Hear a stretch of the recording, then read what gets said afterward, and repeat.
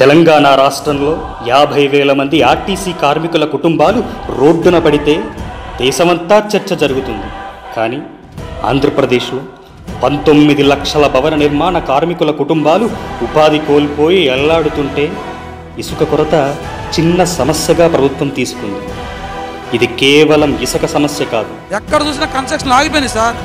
ఎక్కడ కన్స్ట్రక్షన్ ఆగిపోయినాయి. ఎవరు కార్మికులు కానీ, పెయింటర్లు కానీ, ఎల్లర్లు కానీ, టాపీ మేస్త్రులు కానీ, సెక్షన్ రింగోలు కానీ, పెయింటింగ్ పాలిసులు, ఏ వర్కరు బాగోలేదు సార్.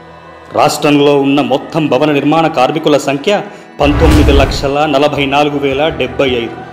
ఇందులో 5,96,090 మంది మేస్త్రీలు, 4,59,000 మంది కూలీలు, 3,54,000 మంది మట్టి పని చేసేవారు, 1,21,000 మంది సహాయ కార్మికులు, 31,728 మంది మేస్త్రీ కూలీలు.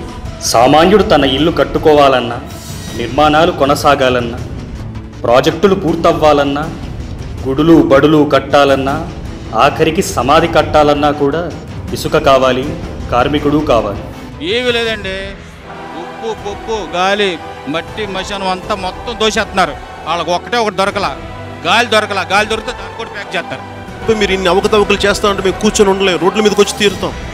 ఈ రోజున ఇన్ని లక్షల మంది బయట ఇబ్బంది పడుతున్నారు కాబట్టి రేపు పొద్దున మేము 3వ తారీఖున వైజాగ్లో భవన నిర్మాణ కార్మికుల కోసం మేము బయటకు వస్తున్నాం.